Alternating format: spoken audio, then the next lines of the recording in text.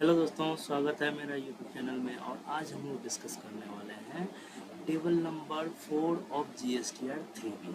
जैसे कि हम लोगों को सभी को पता है कि जुलाई 2022 का रिटर्न जो 3B में भरेंगे वो एज पर सर्कुलर नंबर 170 होना चाहिए।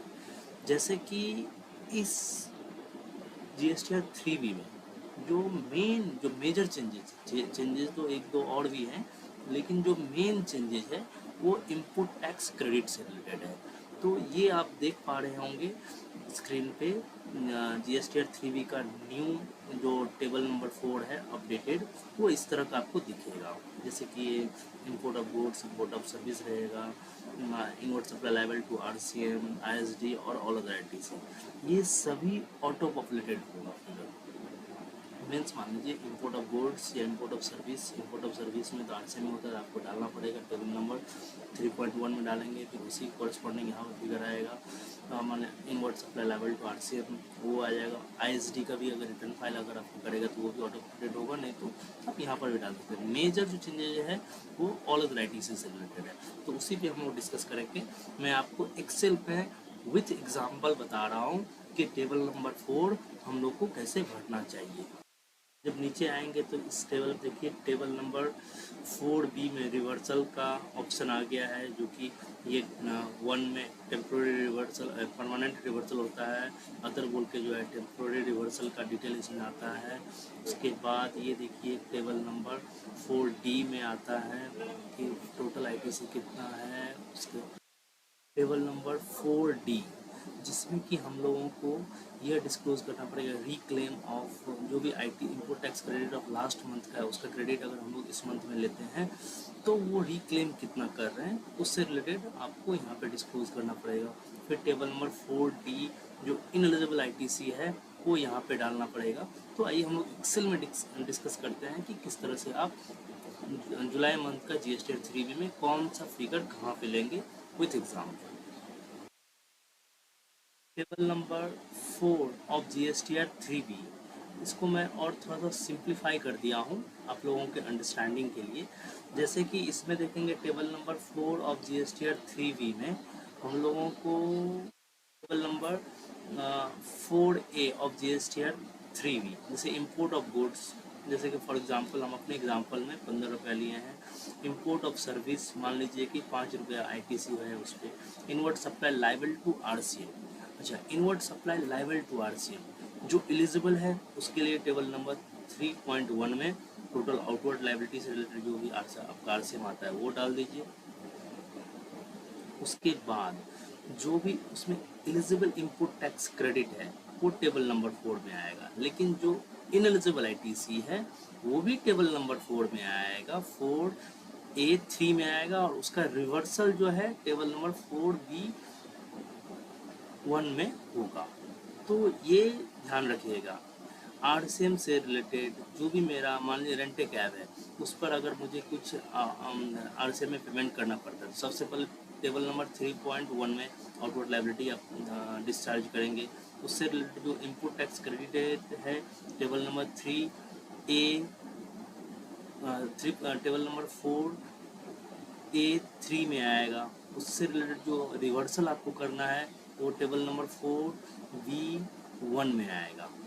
उसके बाद मान लीजिए सबसे अब मेजर प्रॉब्लम जो है आपका वो टेबल नंबर 4A5 में रहेगा।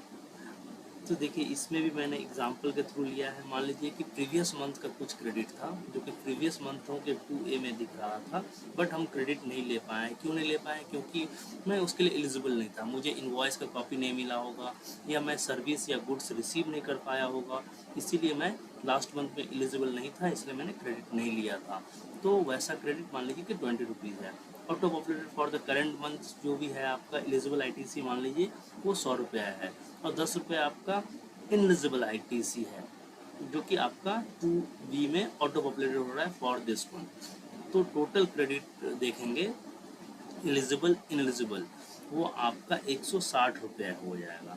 यह 160 रुपये को आपका जितना भी रिवर्सल है वो जो भी क्रेडिट आपका जेन्युइन नहीं है जो इनएलिजिबल आईटी से उसको आपको रिवर्स करना पड़ेगा इन द करेंट मंथ। तो मान लीजिए कि आप करंट मंथ में, जैसे कि मैंने टेबल नंबर 4B1 को दो पार्ट में तोड़ दिया। एक तो वो आईटीसी जो कि रूल 38, 42, 43 या सेक्शन 17(5) के हिसाब से आपको रिवर्स करना होगा, और एक जो कि मान लीजिए क्रेडिट नोट, मीन्स आपका जो परचेज है, आपका जो वेंडर है वो क्रेडिट नोट इशू कर दिया। पहले 100 रुपये का सेल किया था, अब 10 रुपये का क्रेडिट दे दिया इस मंथ में, तो उससे रिलेटेड भी आपको इनपुट टैक्स क्रेडिट आपको रिवर्स करना पड़ेगा। तो वो क्योंकि वो परमानेंट रिवर्सल है, एक तरह से आपको बाद में कभी मिलेगा नहीं। क्रेडिट नोट से रिलेटेड जो भी इनपुट टैक्स क्रेडिट है वो तो रिवर्सल है, अब बाद में कभी हमको मिलेगा नहीं। तो उससे रिलेटेड जो क्रेडिट है वो टेबल नंबर 4B2 में दिखाना पड़ेगा। फॉर एग्जाम्पल के लिए मैं लिया हूँ 15 रुपये। अच्छा, यहाँ पे 13 रुपीज़ कैसे आया? ये 13 रुपीज़ मान लीजिए ये this one plus this one, अब मान लेते हैं कि 17(5) का ये जो 10 रुपया है, ये तीनों को अगर आप ऐड करेंगे तो 13 रुपीज़ यहाँ पे आ जाएगा। ये आपका 13 rupees ineligible ITC table number 4B1 में आएगा, प्लस क्रेडिट नोट से रिलेटेड जो आपका रिवर्सल है वो 15 रुपीज़ है, और ये 15 रुपीज़ आपका यहाँ पे आ जाएगा। बैलेंस जो कि आपका टेबल नंबर 4B में, फॉर एग्जांपल ये जो मैं 32 रुपये जो लिया हूँ हाइपोथेटिकल कंडीशन में लिया हूँ, मान लीजिए कि आपका कुछ इनपुट टैक्स क्रेडिट है जो कि टेबल नंबर 4A5 में रिफ्लेक्ट कर रहा है, मीन्स यहाँ पे आपको दिख रहा है, लेकिन उसका इन्वॉइसेस का कॉपी मिला नहीं है, गुड्स या सर्विस आपको रिसीव हुआ नहीं है, तो आप इस मंथ में उसका क्रेडिट ले नहीं सकते हैं, आप तो उसका नेक्स्ट मंथ में क्रेडिट लेंगे। तो मान लीजिए वो जो नेक्स्ट मंथ में आप क्रेडिट लेंगे वही अमाउंट आपका 32 रुपये का फिगर है, तो टोटल रिवर्सल जो होगा for this month is 60 rupees, means you are now eligible to avail the credit of ₹100 only. तो ये 100 ओनली यहाँ पे आ जाएगा। अच्छा, net ITC available as per table number 4C के हिसाब से आपका 100 रुपीज़ आ जाएगा। इसी तरह से आप सोचो कि जो भी इनपुट टैक्स क्रेडिट है जो कि लास्ट मंथ का था, इस मंथ आप रिक्लेम कर रहे हैं वो 20 रुपीज़ है। जैसे कि ये 20 रुपीज़ देख रहे होंगे, यहाँ पर भी मैंने लिया हुआ है, ये रिक्लेम कर रहा हूँ इस मंथ में, मेरा तो ऑटो पॉपुलेटेड हुआ नहीं था, मैंने 20 रुपीज़ यहाँ पे रिक्लेम कर रहा हूँ, उसी का मैं यहाँ पे डिस्क्लोज कर रहा हूँ कि लास्ट मंथ का क्रेडिट, कौन सा क्रेडिट मैं इस मंथ में अवेल कर रहा हूँ, वही हम यहाँ पे डिस्क्लोज करेंगे। और टेबल नंबर 4D2 जो है उसमें मैं कोई फिगर डाला नहीं हूँ अभी के लिए, लेकिन ये मान लीजिए सेक्शन 16(4) या प्लेस ऑफ सप्लाई के लिए अगर कहीं पे इशू हो रहा है तो उसका क्रेडिट आपको नहीं मिलेगा, तो उस तरह का अगर कुछ क्रेडिट रहेगा तो वो भी आप यहाँ पे डिस्क्लोज कर सकते हैं और वहाँ आपका इनएलिजिबल आईटीसी रहेगा। हालांकि ये दो देखा जाए ये गवर्नमेंट सिर्फ डिस्क्लोजर पर्पज के लिए है, क्योंकि यहाँ पे रिवर्सल के रिगार्डिंग यहाँ पे दो चीज़ है, यहाँ पर नहीं है, वही एक बार देखना पड़ेगा। मान लीजिए कि जैसे कि प्लेस ऑफ सप्लाई के लिए अगर कुछ रिवर्सल होता है तो अदर में यहाँ पे जो अदर ऑप्शन है टेम्प्रोरी बोल के, वो टेम्प्रोरी बोल के करके रिवर्सल आप कर सकते हैं, फिर आप वेंडर को बोल के करेक्ट करवा लो और फिर नेक्स्ट मंथ में उसका क्रेडिट ले सकते हो। तो आज हम लोगों ने देखा table number 4 of GSTR 3B का कैसे भरना है for the month of July का रिटर्न जो भी जाएगा वो सर्कुलर 170 के हिसाब से जाएगा, और उसमें विथ एग्जाम्पल मैंने आपको एक्सप्लेन किया है। इससे रिलेटेड अगर कोई आपका क्वेरी रहेगा तो आप मुझे मेरे डिस्क्रिप्शन बॉक्स में व्हाट्सअप नंबर और मेल आईडी दिया हुआ है, आप मुझे मेल और व्हाट्सअप कर देना, मैं आपका क्वेरी को रिजॉल्व कर दूंगा। Thank you very much. मेरे चैनल को सब्सक्राइब कर लीजिए। GSTR 3B 1 और अदर इनकम टैक्स या GST से रिलेटेड अपडेट के लिए मेरे चैनल को सब्सक्राइब कर लीजिए।